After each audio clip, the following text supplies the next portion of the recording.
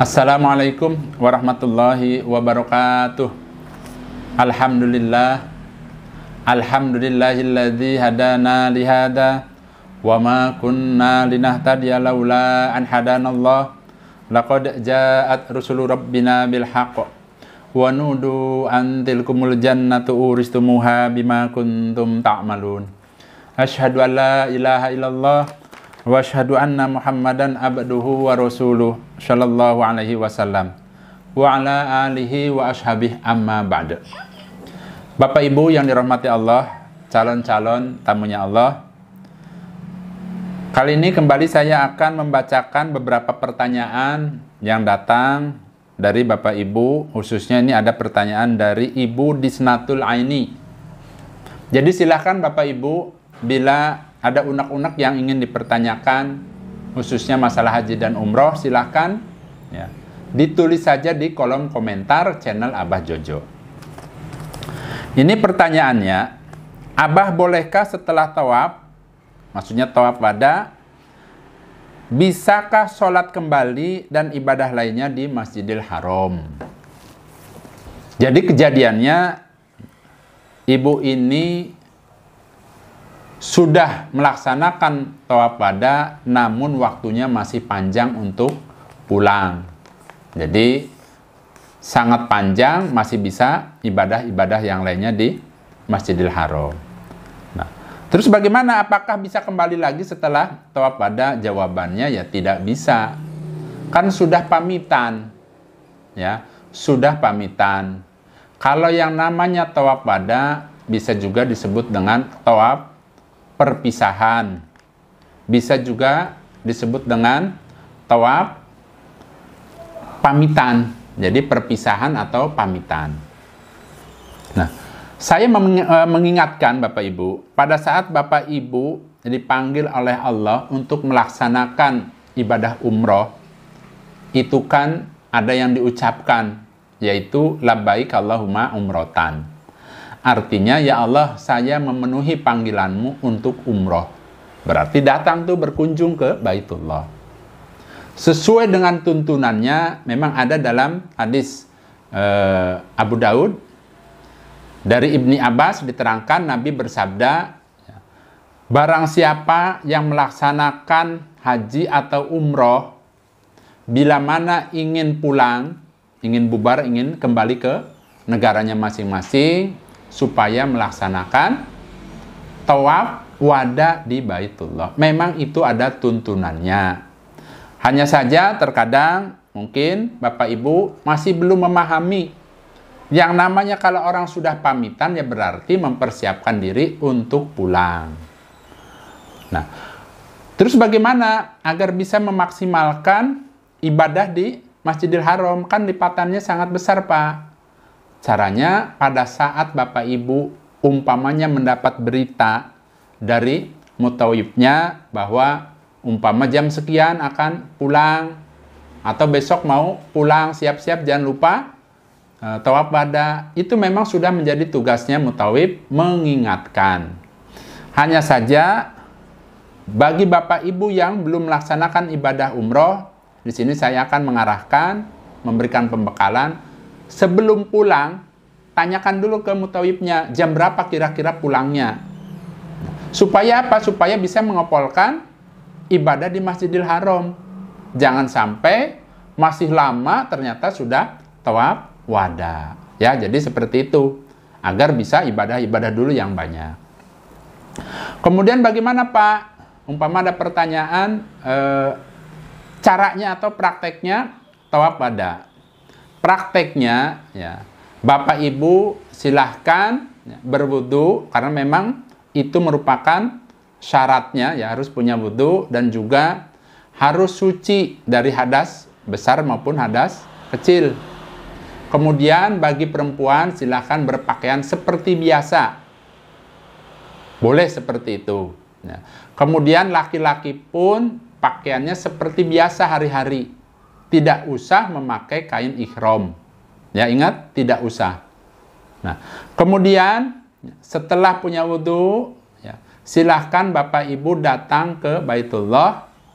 Menuju kemana? menuju ke pojok Hajar Aswad untuk melaksanakan tawaf. Hatinya supaya ditoto, diniatkan ini saya akan melaksanakan tawaf wada, tawaf perpisahan. Jadi akan berpisah dengan Baitullah. Kita akan diundang sama Allah ke Baitullah. Tuh ya.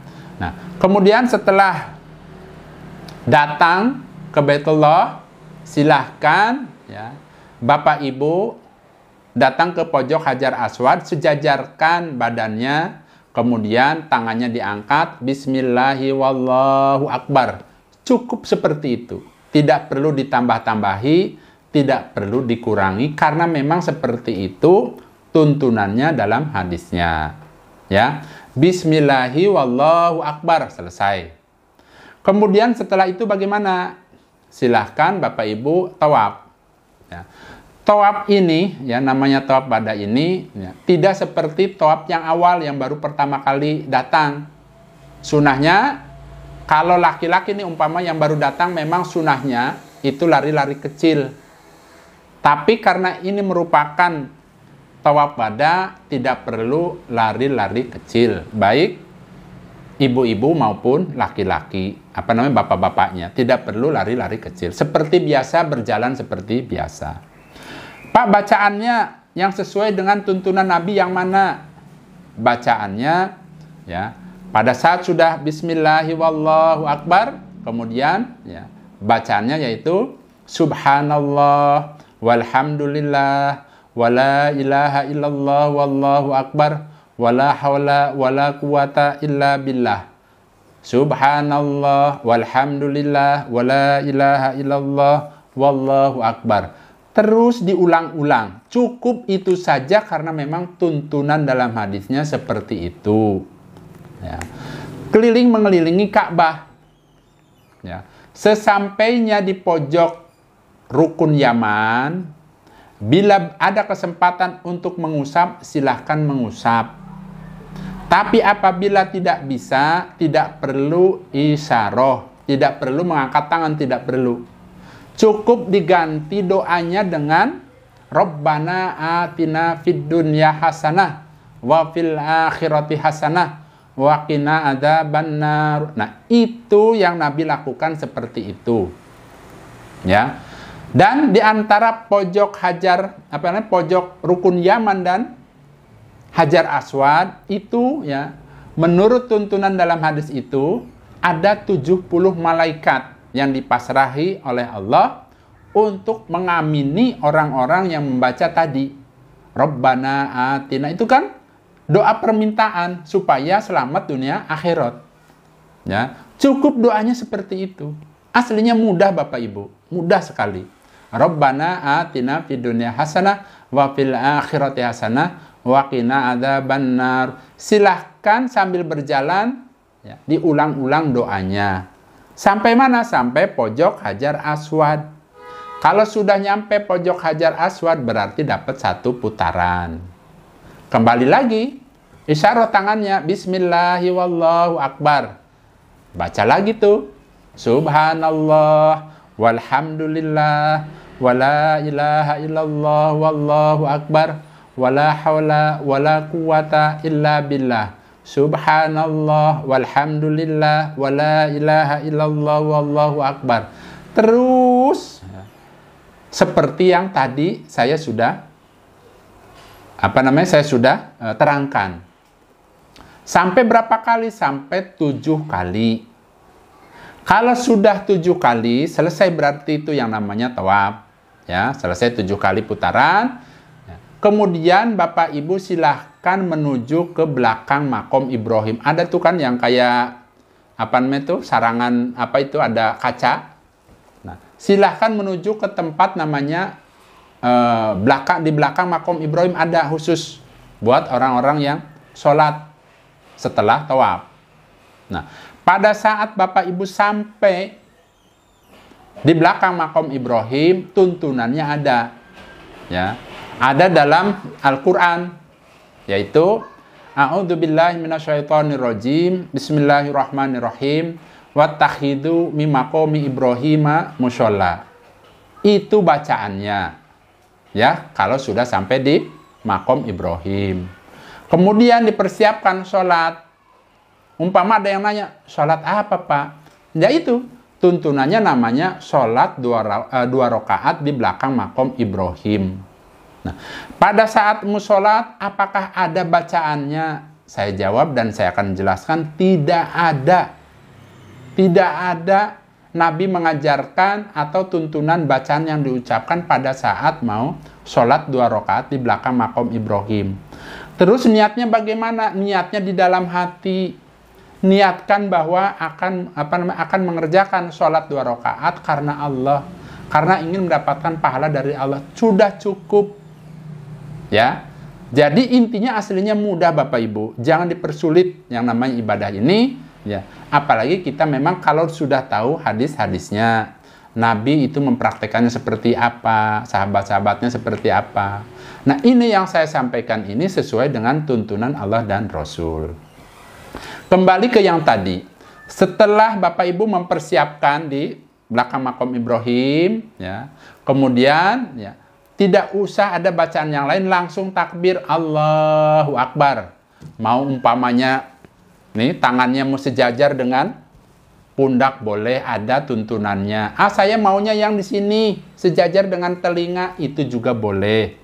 Ya, yang penting sebelum melaksanakan sholat tidak ada bacaan yang diajarkan Nabi. Cukup langsung ya, niatkan di hatinya bahwa akan melaksanakan sholat 2 rakaat ini karena Allah. Ya. Setelah selesai sholat 2 rakaat, ya, kemudian tuntunannya memang ada doanya, yaitu doa Nabi Adam. Jadi Nabi itu memberikan arahan agar dibaca doa Nabi Adam. Itu sudah saya buatkan di video-video yang terdahulu. Umpama tidak hafal, itu kan tidak wajib. Boleh silahkan berdoa sesuai dengan kemampuan Bapak Ibu sekalian. Setelah berdoa, saya mengingatkan supaya berdoa, minta kepada Allah, tundukkan hatinya, minta dengan sungguh-sungguh minta agar bisa kembali lagi ke Baitullah, melaksanakan haji atau umroh. Nah, disitulah tandanya memang kita mau berpamitan. Berpamitan untuk pulang. Silahkan perbanyak doa banyak-banyaknya. Ya. Seperti itulah tuntunannya. Setelah selesai berdoa, silakan Bapak Ibu tidak usah melakukan sholat-sholat yang kan sudah pamitan.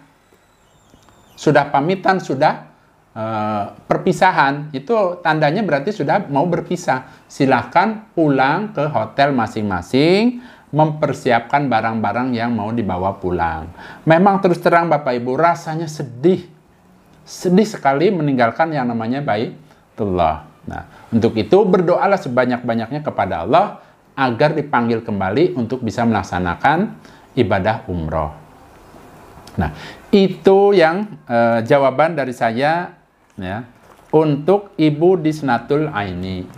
Baik Bapak Ibu, itulah beberapa pertanyaan dari Bapak Ibu saya jawab. Mudah-mudahan semua ini mudah-mudahan bisa bermanfaat khususnya bagi yang akan melaksanakan ibadah umroh. Bila masih ada hal-hal yang perlu ditanyakan, silahkan ditanyakan di kolom komentar. Nah, dan bila mana ya, video-video saya ini bermanfaat buat Bapak Ibu, boleh di-share ke teman-temannya yang membutuhkan ya lewat WhatsApp, Facebook dan lain sebagainya. Alhamdulillah, jazakumullahu khaira. Bila mana ada kesalahan dalam penyampaian, saya mohon maaf. Saya pamit. Wassalamualaikum warahmatullahi wabarakatuh.